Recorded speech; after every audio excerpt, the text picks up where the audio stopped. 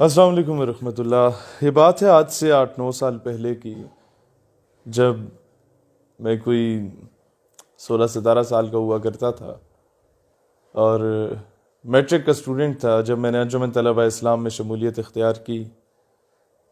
اور اس کے ساتھ ساتھ جو میرا پرائم فوکس تھا اس وقت، کیونکہ ہسٹری پڑھنے کا شوق تھا، تو تمام صوبوں کے بارے میں نے پڑھنے کی کوشش کی۔ تو جب میں نے بلوچستان کے بارے میں ریسرچ کی تو گوگل پہ تو بلوچستان کے بارے میں کم اور آزاد بلوچستان کے بارے میں زیادہ چیزیں مجھے دکھائی گئیں۔ تو میں بالکل چونک گیا کہ یار یہ کیا کوئی نیا ملک بننے جا رہا ہے یا کیا سلسلہ بن رہا ہے۔ اور جب اس کی گہرائی میں گئے تو تب اندازہ ہوا کہ Indian propaganda was at its peak. تو میں نے سوچا کہ پرائم فوکس میرا یہ ہونا چاہیے کہ ہم لوگ اب اس انڈین پروپیگنڈا کو کاؤنٹر کرنے کی کوئی کوشش کریں۔ اب سوشل میڈیا سے ہم نے شروع کیا، کچھ ٹویٹر کے، کچھ فیس بک کے ہمارے دوست احباب تھے، یوٹیوبرز تھے، ان لوگوں کے ساتھ مل کے سے کاؤنٹر کی۔ لیکن میں نے کہا نہیں، جو مجھے نظر آ رہا ہے وہ یہ ہے کہ جو نفرت ہے وہ لوگوں کے دلوں تک سرایت کر چکی ہے، اور وہ نفرت ڈالی گئی ہے پاکستان کے خلاف، اس کو کاؤنٹر کرنا ہوگا۔ میں نے وفاقی اردو یونیورسٹی اسلام آباد اور نیشنل پریس کلب اسلام آباد اور اس کے ساتھ ساتھ کرتے کرتے پورے پاکستان میں ایسے سیمینارز کرائے، ریلیاں، جلسے وغیرہ کرائے، جس میں نے کوشش کی کہ ایسے بلوچستان کے ہیروں کو بلایا جائے جو کہ آپس میں تو سیاسی اختلاف رکھتے ہیں لیکن پاکستان کے لیے ہمیشہ قربانی دینے کو تیار ہیں۔ اور یہاں کی لسٹیں اکٹھی کی کہ جتنے بچے بلوچستان سے تعلق رکھتے ہیں پنڈی اسلام آباد کی یونیورسٹیز کالجز میں، ان سب کو بلایا جائے اور انہیں ان کے سامنے بٹھایا جائے اور وہ بتائیں کہ اصل مسائل کیا ہیں اور کون پروپیگنڈا کر رہا ہے اور کون یہ کہہ رہا ہے کہ جناب یہ تو سارا ظلم پنجابیوں نے کیا یا کس نے کیا۔ اس ساری چیزوں کو کاؤنٹر کیا گیا، اور الحمدللہ مجھے یہ فخر سے کہنا پڑتا ہے، میں کہہ سکتا ہوں فخر سے، کہ I was the first one from Punjab. 2004 سے 2015 تک جتنی وہاں پر انارکی پھیلی، اس کے بعد میں واحد بندہ تھا جو کوئٹہ گیا اور قومی پرچم ریلی ہم لوگوں نے نکالی، میرے کلاس فیلوز نے، بلال کاکڑ اور ہم سب نے مل کے ہمارے تقریباً، میں گیریزن اکیڈمی کوئٹہ میں 2 سال پڑھا بھی تھا when my father was posted there، یہ 2005-6 کی بات تھی۔ تو سارے پرانے دوست جو تھے، کوئی وہاں پر پولیٹیکل فیملی سے بھی تعلق رکھتے تھے۔ بعد میں ہم سارے جب بڑے ہو گئے، کوئی 17-18 سال کے ہو گئے، تو ہم لوگوں نے سوچا کہ وہاں پر اس طرح کی ریلی نکالیں کہ اس میں پشتون، بلوچ، پنجابی، سندھی اور یہ سارے کشمیری، بلتستانی سب اکٹھے ہوں، تو اس سے کوئی سیاسی رنگ نہ دیا جائے، صرف پاکستانی پرچم کے سائے تلے ہم کوئٹہ میں اس طرح کریں۔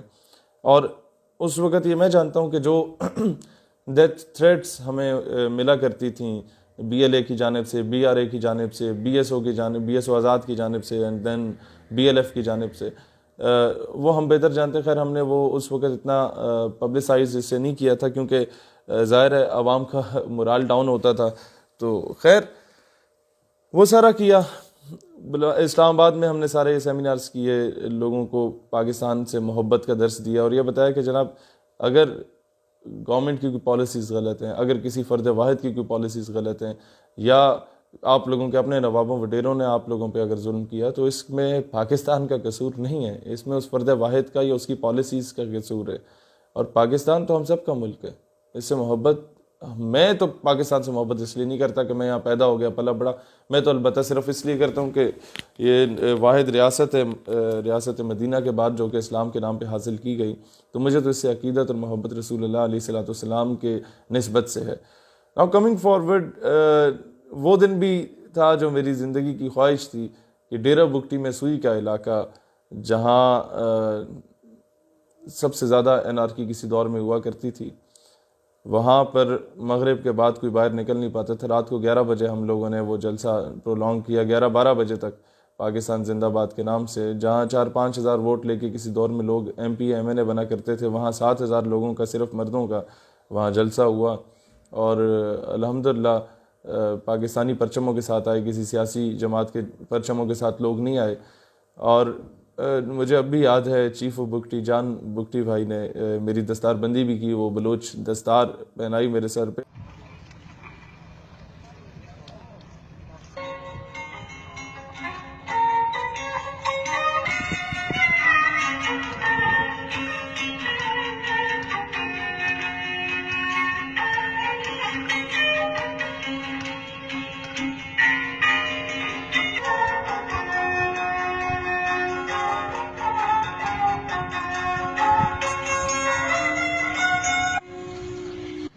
Yalman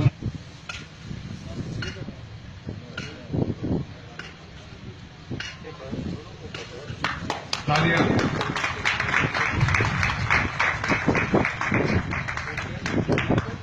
اور انشاءاللہ تعالیٰ میں اس کی پوری لاج رکھوں گا اور وہ ہماری لاج رکھے گی.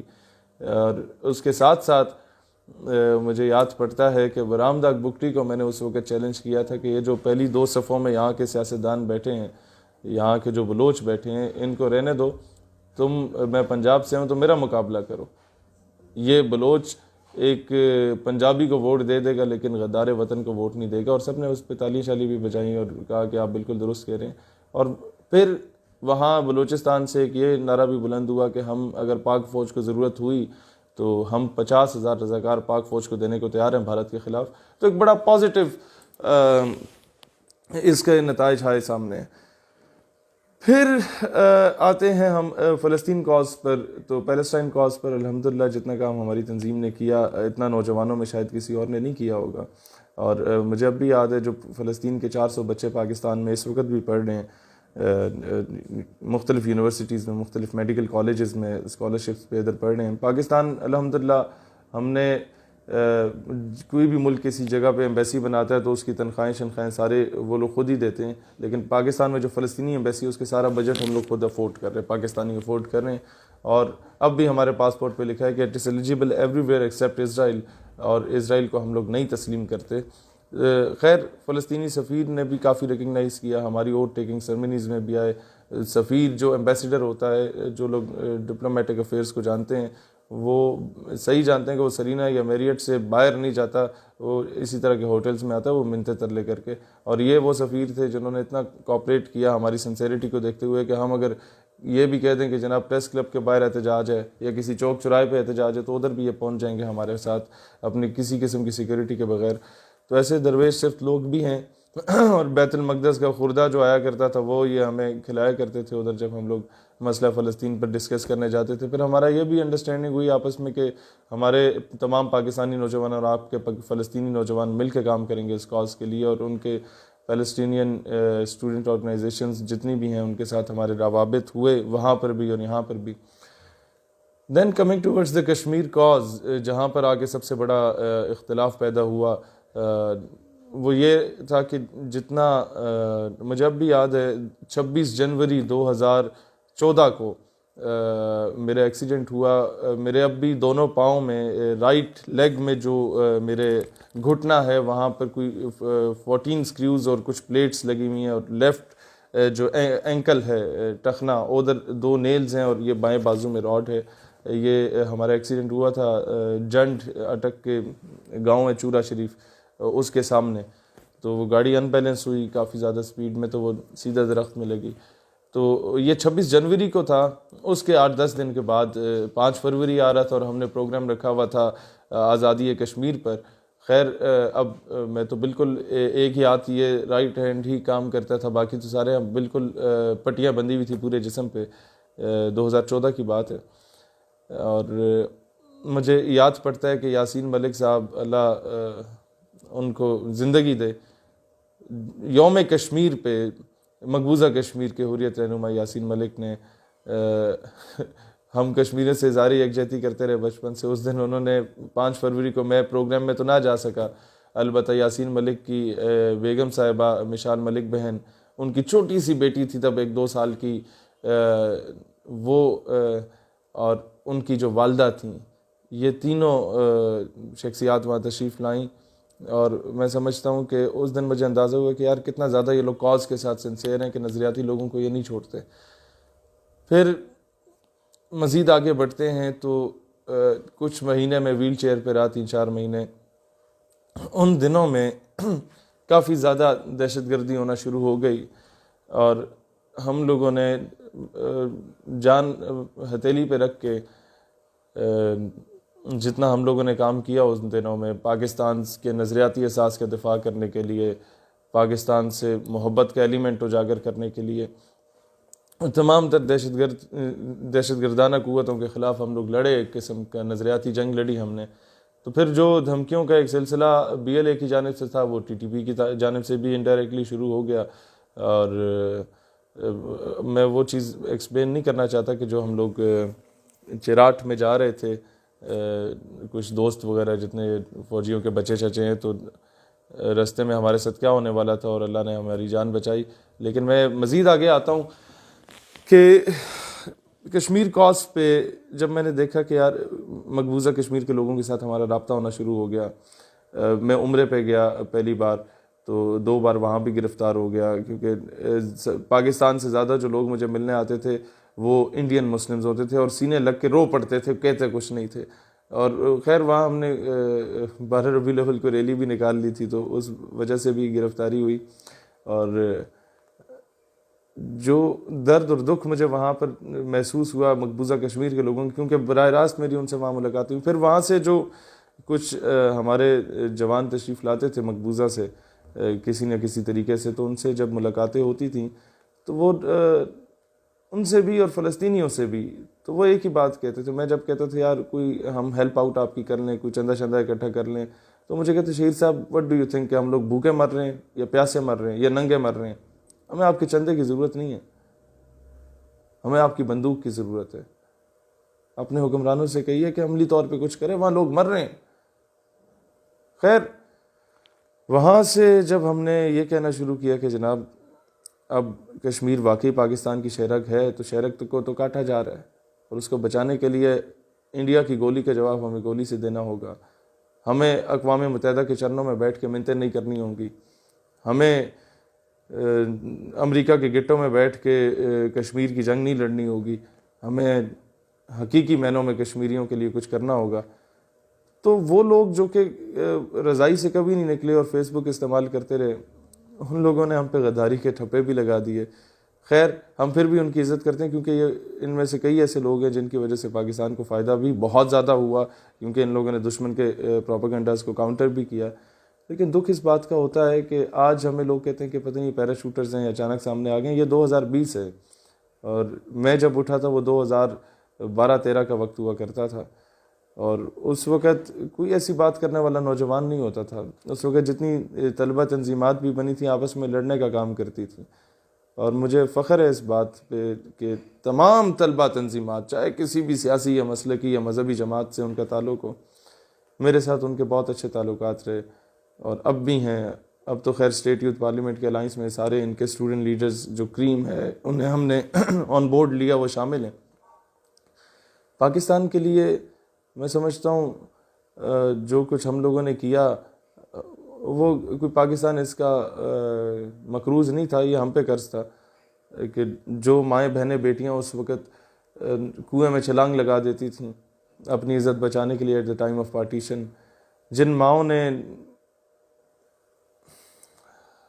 اپنے زیورات بیچے تھے، وہ بیٹی جو اپنے بوڑھے باپ کے ساتھ وہ جوان بیٹی آ رہی تھی اور اس کے باپ کو رسیوں سے جکڑ لیا اور اس کے سامنے کفار نے اس کی بیٹی کی عصمت گری کی 1947 میں، اور اس کی چھاتی کاٹ کے اسے اس کے باپ کی گود میں پھینک دی، اور بیٹی اپنی زندگی کی آخری سانسیں لے رہی تھی اور کہہ رہی تھی کہ ابا پاکستان کو میرا سلام کہنا. یہ چیزیں جب مجھے لوگ آ کے بتاتے ہیں نا تو ہم سے سویا نہیں جاتا. اکثر ساری رات جاگتے رہتے ہیں اور یہ سوچتے رہتے ہیں یار اس ملک کے لیے کیا کر سکتے ہیں ہم، اپنے مذہب کے لیے کیا کر سکتے ہیں ہم.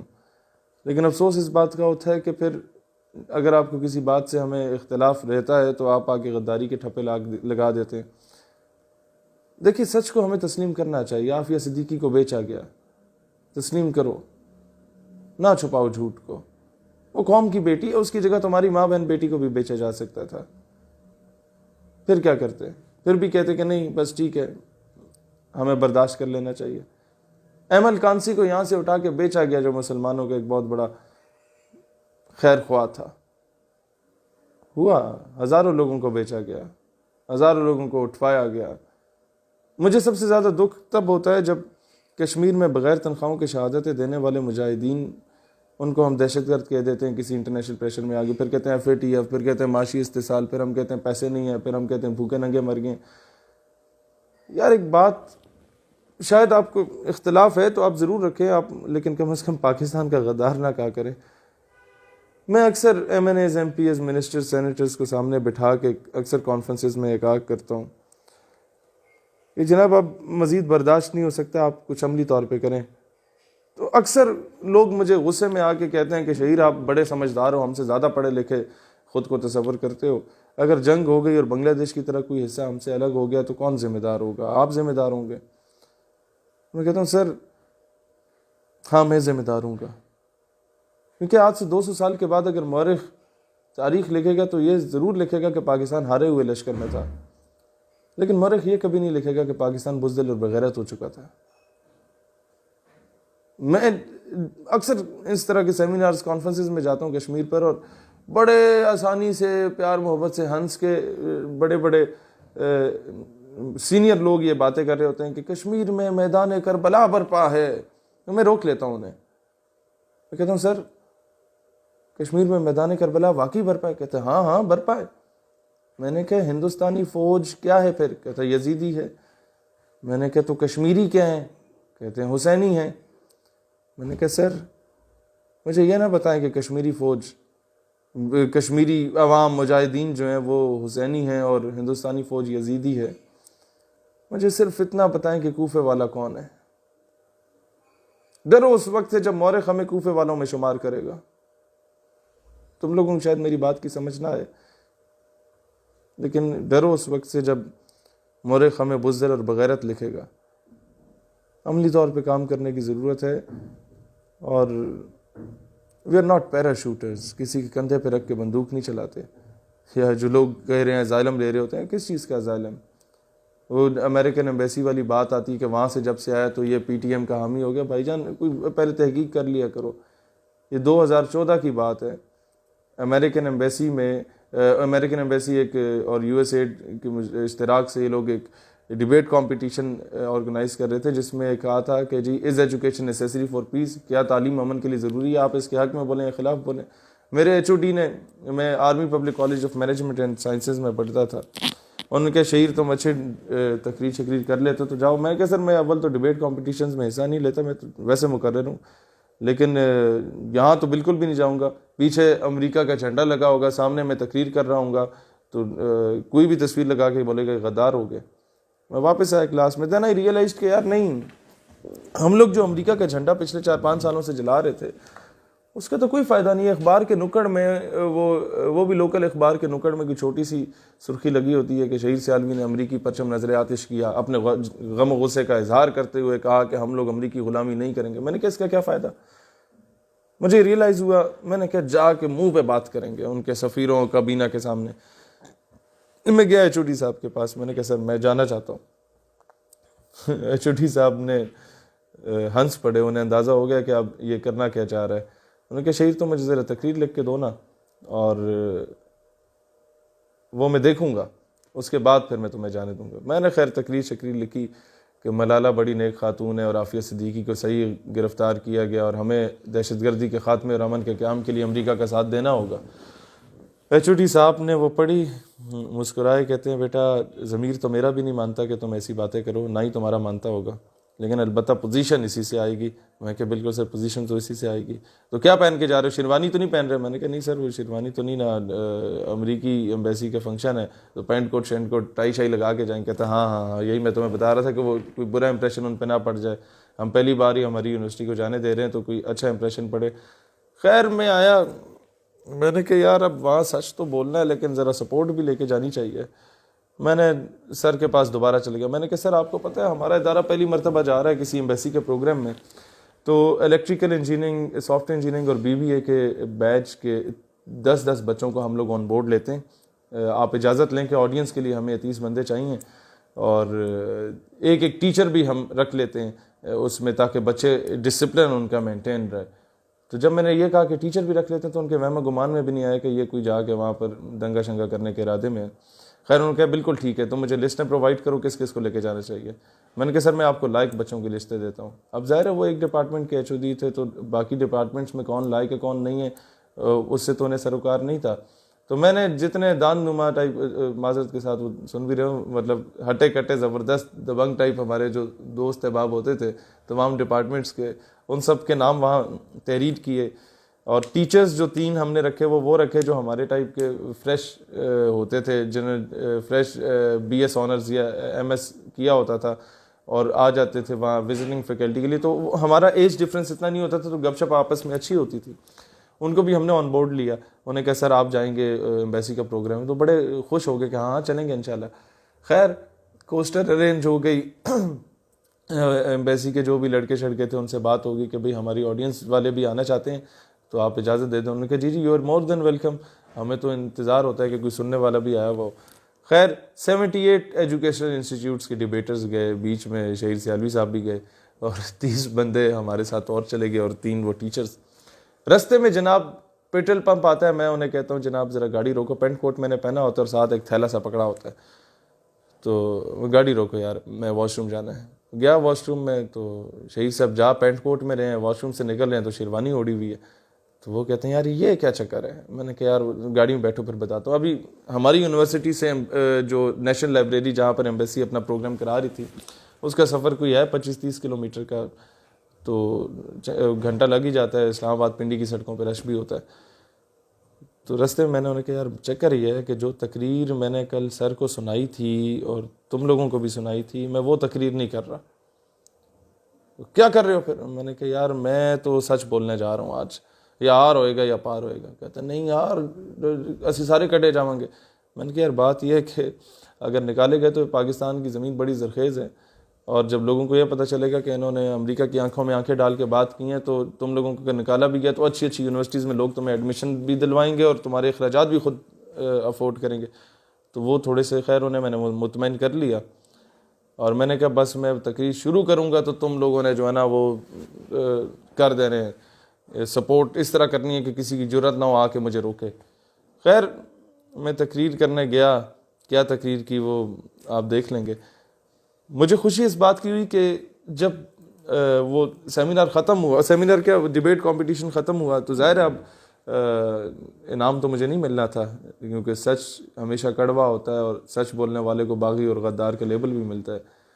لیکن تقریر کر کے میں آڈیٹوریم سے سیدھا باہر نکل گیا اور آدھا آڈیٹوریم زندہ آباد مرد آباد کے نعرے لگاتا ہوا. What is the literacy rate of United States of America? It's 99%.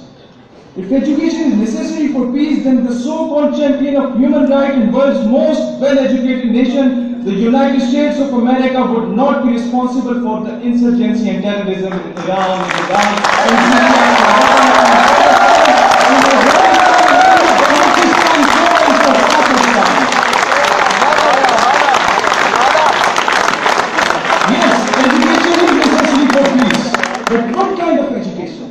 the message of love, peace and prosperity which was given to us by the Holy Prophet sallallahu alaihi wasallam. The message which was given to us by the Holy Quran, that if you have killed a single human being, it means you have killed the whole humanity. And if you have killed the whole humanity, but unfortunately, the so-called international media, the so-called champions of human rights used to say, the so-called world's most well-educated and highly qualified people used to say that Muslims are responsible for the terrorism. Let me ask you a question. What is the literacy rate of Israel? It's 97%. Then what is being done in Palestine? Thousands of Muslims what was done in Iran? What was done in Iraq? What was done in Syria? What is being done in Lebanon? What is being done in Burma? What is being done in Afghanistan? What is being done in Hyderabad, Dhaka and Gujarat? And what is being done in Indian occupied Kashmir? So, it has been proved that Muslims are not terrorists, rather they are being terrorized. باہر نکل گیا. اور مجھے فخر اس بات کا حاصل ہے، اس تقریر میں آپ نے سنا ہوگا کہ میں نے I am the first one جس نے امریکن ایمبیسی کے پروگرام میں ناموس رسالت صلی اللہ علیہ وسلم کے دفاع کی بات کی. For peace, then Charlie Hebdo of the most well-educated country, France, would not be responsible for the anarchy in the entire Muslim world. Then according to law of court, where you can't pinch and hurt the feelings of any religion, caste or creed, and according to the international blasphemy law, what do you say about the nation where patients are the most sensitive about their beloved Prophet sallallahu alaihi wasallam?